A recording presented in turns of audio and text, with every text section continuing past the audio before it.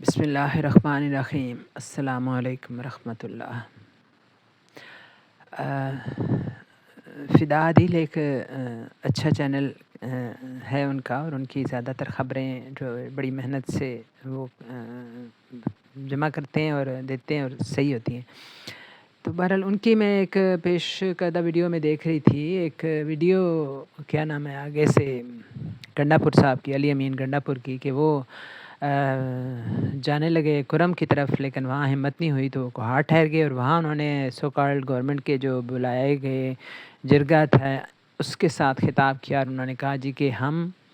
کیا کریں گے، جو بھی امن عامہ کو خراب کرے گا اس سے دہشت گردوں والا سلوک کیا جائے گا۔ اور انہوں نے فرمایا کہ فوج اور پولیس اور انتظامیہ مل کر امن عامہ کو ٹھیک کرنے میں مصروف ہے، لہٰذا ان سے تعاون کیا جائے اور مورچے ختم کیے جائیں، اور اسلحہ جو ہے وہ امانتاً فوج کے حوالے کیا جائے، گورنمنٹ کے حوالے کیا جائے۔ بات یہ ہے کہ بات کرنا اور ہے اور اس پہ عمل کرانا بالکل اور، یہ خود بھی وہ خوب جانتے ہیں، لیکن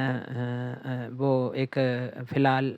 تو میں سنتی تھی بہت لوگ ان کو کہتے تھے کہ وہ ایک نوسرباز ہیں، اور ہیں بھی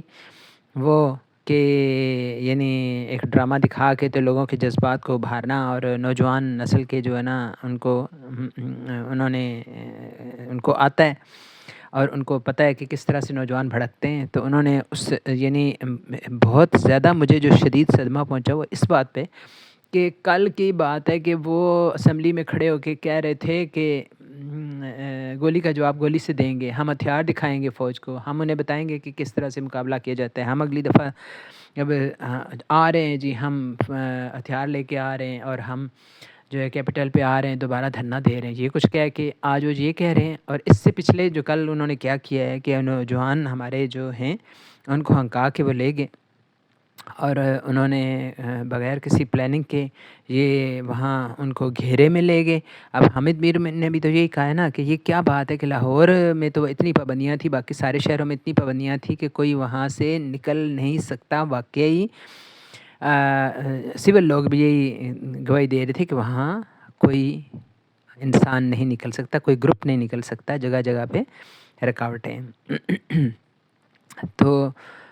لیکن یہ جو کے پی کے والا علاقہ تھا وہ خاص طور پر آپ نے کھلا چھوڑا کہ وہاں سے گھیرے میں کر کے تو لوگوں کو لایا جائے اور پھر ان کو تنہا کر دیا جائے۔ جو گروپ جب رات ہو جائے اور سارے لوگ جو کوئی پیسے ٹکے والے ہیں وہ تو اپنے ہوٹلوں میں جا کے بسیرا کر لیں اپنی، اور غریب کا بچہ جو ہے وہاں جب رہ جائے تو اس کے اوپر آپ ان کو گولیوں سے بھون دیں، اور اس میں گنڈا پور صاحب آپ سب سے بڑے کرپٹ ہیں، اور مجھے بہت یقین ہو چلا ہے جو لوگ کہتے تھے، اور آپ یہ سمجھیں کہ اس اب جو نشانہ ہوگا نا سب سے پہلے آپ ہوں گے۔ آپ نے شاید تاریخ کی وہ لوگ صحیح کہتے ہیں کہ it's very immature and just جو ہے نا اٹس ناٹ لیڈر،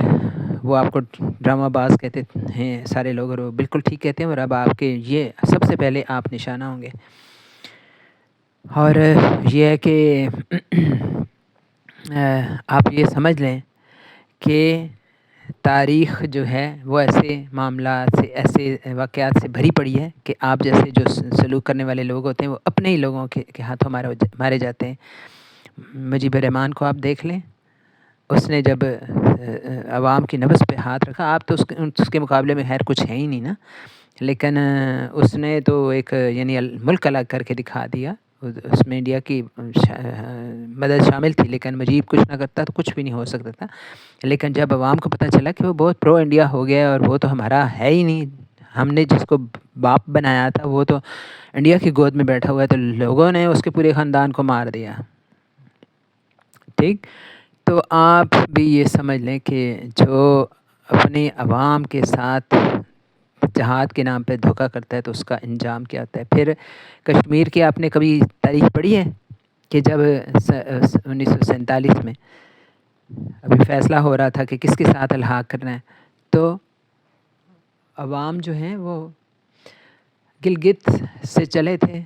اور پنجاب اور جہلم اور سارے یہ علاقے سے مجاہدین چلتے چلتے وہاں کشمیر والے لوگوں کے ساتھ مل کے جو ہے وہ اس کو فتح کرتے کرتے کرتے کرتے وہ سارا علاقہ انہوں نے فتح کر لیا تھا. اور وہ بارہمولہ اور سری نگر سے چند گھنٹے کی مسافت پہ تھے کہ کوئی مقبول شیروانی نام کے تھے، کوئی گائیڈ ٹائپ رہنما تھے جو کہ وہ مجاہدین کو تو رستے نہیں آتے تھے، تو انہوں نے اپنے ان سارے مجاہدین کو ایسے لمبے چوڑے رستوں پہ الجھا دیا جا کے کہ ان کو پھر وہ ساری فوج جو تھی، وہ لشکر جو تھا وہ اپنا رستہ بھول بیٹھا. اور بھی فیکٹر تھے اس لشکر کے ناکام ہونے کے، لیکن یہ بھی ایک فیکٹر تھا.